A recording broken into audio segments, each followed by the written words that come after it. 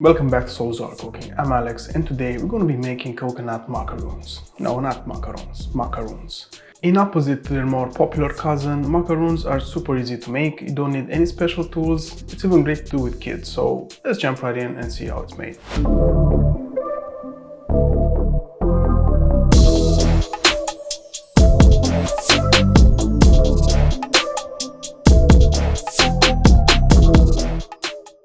Alright, so as the title says, this requires just 4 ingredients: evaporated milk, a bit of sugar, eggs and coconut. Most recipes I found during my research use sweetened condensed milk, which is too sweet and high calorie for my taste. Start by adding in a bowl 200 ml or about 7 fluid ounces of evaporated milk, in which I dissolve 2 tablespoons of sugar. Now I know I said it's just 4 ingredients, but if you want to push these to the next level, add 1 teaspoon of vanilla extract and 1 teaspoon of almond extract.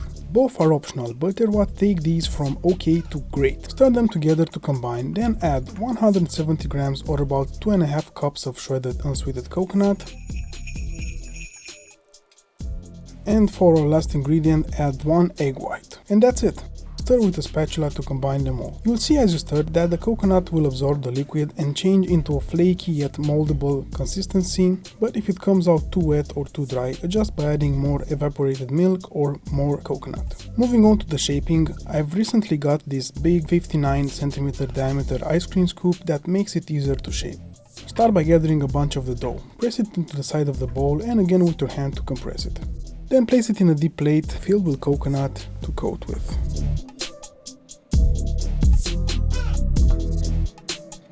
Take it out by using a fork and gently place it in a pan lined with parchment paper or a silicone mat. And just to show you that you don't need this scoop at all, this is how you can shape it with your hands. Take some of the dough, shape it into a ball, don't compress it too much, and then drop it into the coconut for coating. I prefer using the scoop because it creates a flat base with a perfect dome top. This makes it easier to coat with chocolate. Now here are my shaped and coated coconut macaroons. These are pretty big, so if you like you can do yours half the size for a total of 12 macaroons. But that's just how I like mine. Place them in the middle rack of a preheated oven at 175 degrees Celsius or 345 Fahrenheit for about 25 minutes or until nice and golden. Halfway through, rotate the tray for an even baking. Total time depends on the size you make them in. If you're going for the half size, aim for a total of 20 minutes and keep an eye on them. Once the time is up, take them out and let them cool off for at least 15 minutes.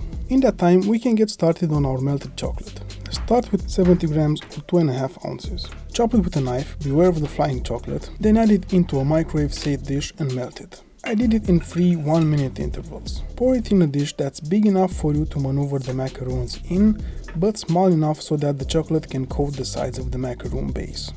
Slowly dip your macaroon. Carefully take them out, let the excess chocolate drip for a bit, and then place them on the parchment paper. Notice how at the bottom of the macaroon the chocolate tapers off a bit instead of going straight down? Well, that's because this is the one I shaped with my hand, which is more ball shaped, while the ones shaped with the scoop have a perfect flat bottom that allows even coating.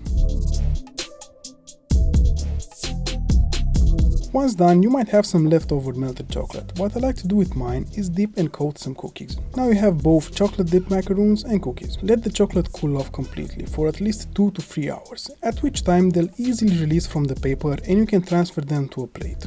Then just prepare your favorite coffee drink and let the coconut overload your senses. If you enjoyed this video, make sure to click that like button, subscribe, and if you make this, do let me know in the comments down below. For more delicious sweet treats, give these recipes a try.